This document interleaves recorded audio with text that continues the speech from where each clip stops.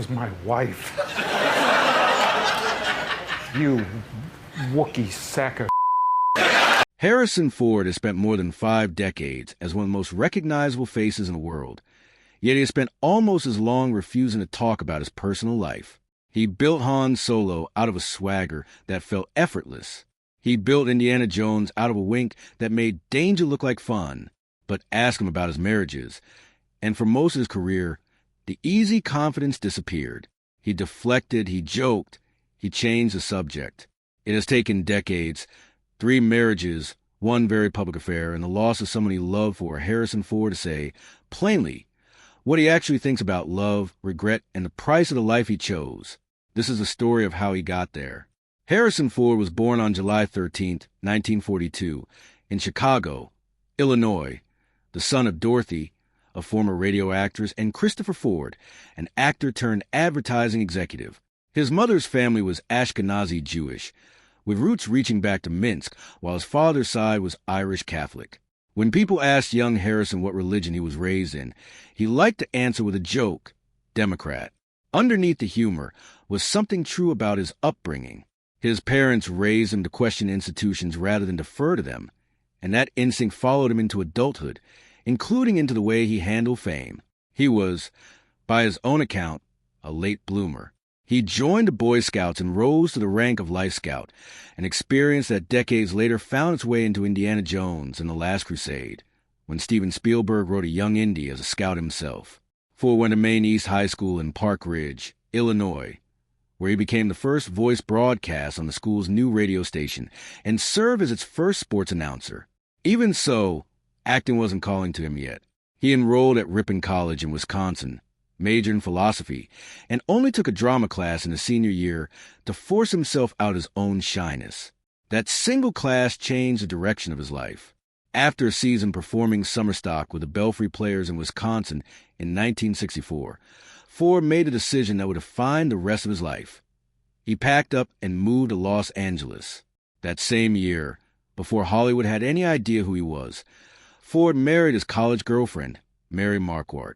The two had met and fallen for each other at Ripon, and in 1964, they became husband and wife. Mary was a talented cook, and long before Ford was quoting Star Wars dialogue, he was working as a carpenter to keep their household running while chasing bit parts and callbacks. It was an unglamorous stretch, and actors' early years always are, and Mary was there for all of it. Ford's earliest professional steps were modest. Columbia Pictures signed him to a small contract, and his first role was a non-speaking part as a bellhop in the 1966 film Dead Heat on a merry-go-round. Even in that tiny role, his sharper edges showed. According to a story that has circulated for years in Hollywood, a studio executive once compared Ford's work unfavorably to Tony Curtis, and Ford shot back that if Curtis really were such a fine actor, he'd know how to play a bellhop too. The joke reportedly didn't land well with the people who controlled his contract, and his relationship with Columbia ended shortly after. For years, Ford supported his growing family through carpentry, building cabinets and shelves for well-known clients in the industry, while waiting for his break. He and Mary welcomed 2 sons during this period, Ben, born in 1966, and Willard, born in 1969.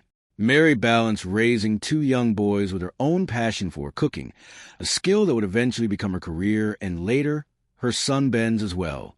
It was a hand-to-mouth existence by Hollywood standards, but by most accounts a steady one. Ford took small parts in Journey to Shiloh in 1968 and Getting Straight in 1970. Nothing that suggested stardom was close. Then, in 1973, he appeared in American Graffiti, a film that introduced him to a young director named George Lucas. That connection changed everything. In 1977, Lucas cast Ford as Han Solo in Star Wars, and the role turned him into a star almost overnight. The same year the film was released, cameras and column inches suddenly cared about every part of Ford's life, including the marriage that had carried him through the lean years.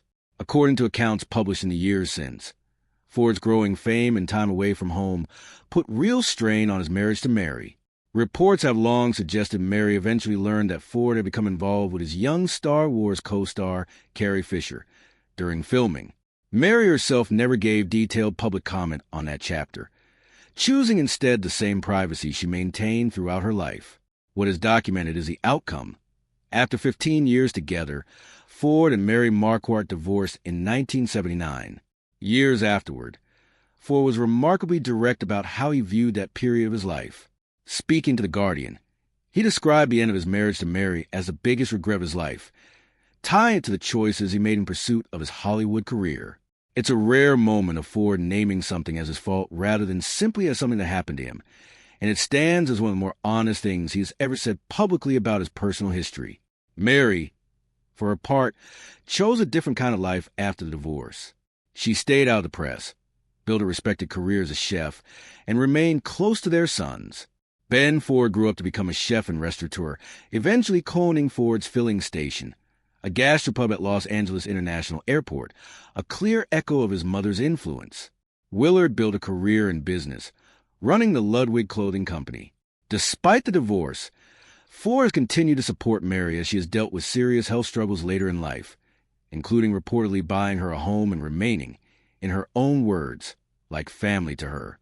The relationship between Ford and Carrie Fisher during the filming of the original Star Wars trilogy was one of Hollywood's longest-kept secrets, and only became public knowledge because Fisher chose to tell herself. Fisher was 19 when filming began in 1976.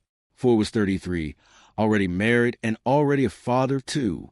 In her 2016 memoir, The Princess Diarist, published shortly before her death, Fisher described a brief, intense relationship with Ford that lasted roughly 3 months during the production. She wrote candidly about the strangeness of playing Han and Leia by day and living out something far more complicated by night, and she was open about how infatuated she became with him at the time, even privately hoping he might leave his marriage. He did not. At least not for her, and the relationship ended quietly when filming wrapped, never resuming during any of their later collaborations on the franchise. Ford has never publicly discussed the affair in detail, before or after Fisher's memoir was published. His silence on the matter has remained consistent for nearly 50 years, a rare example of him simply declining to engage with a story rather than deny or confirm it. What is notable is that the affair and the timeline connecting it to the breakdown of his first marriage has become part of the historical record largely because Fisher chose to write about it, not because Ford ever did.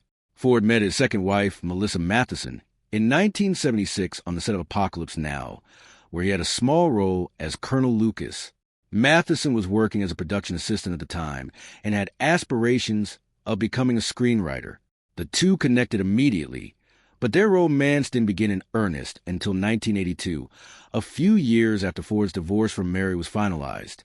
By then, Matheson's own career had taken off. She wrote the screenplay for E.T. the Extraterrestrial for Steven Spielberg, a film that earned her an Academy Award nomination and cemented her reputation as one of the most gifted screenwriters of her generation. Ford and Matheson married in 1983, and for a while they were considered one of Hollywood's most respected creative couples, a movie star and an Oscar-nominated writer, both intensely private about their personal lives. They had 2 children together, a son named Malcolm and a daughter named Georgia. Malcolm grew up immersed in music and eventually became the lead singer of the band Dirty Fences, later performing under other projects that saw him open for acts as significant as Bob Dylan. Georgia followed a different creative path into acting, appearing in a handful of independent films. Georgia was also diagnosed with epilepsy, a diagnosis that visibly affected Ford. He has spoken about his commitment to epilepsy research and, in one widely reported gesture, auctioned off his original Han Solo jacket from Star Wars specifically to raise funds for the cause. By 2000, cracks had formed in Ford and Matheson's marriage. The couple separated, attempted reconciliation, and ultimately divorced in 2004 after 18 years together because they had no prenuptial agreement. The settlement was significant. Matheson reportedly received roughly $85 million, along with share of earnings from projects Ford had filmed during their marriage, including installments of the Indiana Jones and the Fugitive franchises. It was one of the largest celebrity divorce settlements ever reported at the time, though both Ford and Matheson largely avoided commenting on the financial details publicly. Tragically, Melissa Matheson passed away in 2015 from complications related to neuroendocrine cancer. Her death was mourned widely across the film industry, and Steven Spielberg, who worked closely with her on E.T., spoke movingly about meeting her decades earlier on the set of Raiders of the Lost Ark in Tunisia, describing the striking, almost otherworldly impression she made on him at their very first encounter. For Ford, her passing closed a long and complicated chapter of his life, one that had produced 2 children he remained devoted to and a creative partnership that shaped some of the most beloved films of his era. Ford's relationship with Calista Flockhart began the way few Hollywood romances do, with an accident. The two met at the 59th Golden Globe Awards in January 2002. Flockhart, then best known for playing the title role in Ally McBeal, spilled wine near Ford, and the small mishap broke the ice between them. By her own account, they'd already been talking for a while before the spill happened, but it became the story they told about how their romance began. At the time, Ford was 60 years old. Flockhart was 38, 22 years his junior, an age gap that would follow them in coverage for the rest of their relationship. Flockhart has always waved off the significance of the difference, joking in interviews that she genuinely forgets how much older he is because, in her words, he has a boyish look about him in the mornings. Flockhart had adopted a son, Liam, as a single mother in 2001, just months before she met Ford. Ford, who by then had raised 4 children of his own, became close to Liam early on, and the two developed a real father-son bond over the years that followed, from motorcycle rides to building birdhouses together on quiet weekends. In a 2010 interview with Parade, Ford reflected warmly on those small domestic moments, saying that he and Calista would spend their Sundays doing whatever Liam wanted to do, whether that was a hike or a ride or a simple project around the house. He has described stepping into that kind of family life, unplanned and unexpected at his age, as one of the genuine joys of his later years. And in 2010, he formally adopted Liam as his own son. Ford and Flockhart dated for 7 years before he proposed during a Valentine's Day weekend getaway in 2009. They married the following year, on June 15, 2010, at the governor's mansion in Santa Fe, New Mexico, while Ford was in state filming Cowboys and Aliens. The ceremony was small and deliberately low-key, officiated by then New Mexico Governor Bill Richardson, a friend of the couple, with his wife Barbara and a New Mexico Supreme Court justice on hand to make the marriage legally official, since Richardson himself was not ordained. Liam, 9 years old at the time, was among the handful of people present, and the governor's office declined to share further details, telling reporters only that it was a private matter. It was by design, about as far from a typical Hollywood wedding as 2 famous people can manage, and that quiet, almost accidental quality has defined much of their marriage ever since. The two had actually been engaged for well over a year before the wedding took place, and their relationship had already survived the kind of scrutiny that comes with 22-year age gap and a decade of tabloid speculation before they ever exchanged vows. Flying became one of the quiet threads running through their partnership. Ford has held a pilot's license for years and has said that flying is far more enjoyable with someone who genuinely shares the enthusiasm, and Flockhart, who admitted she used to be nervous in small planes, has said that trust in him made those fears disappear.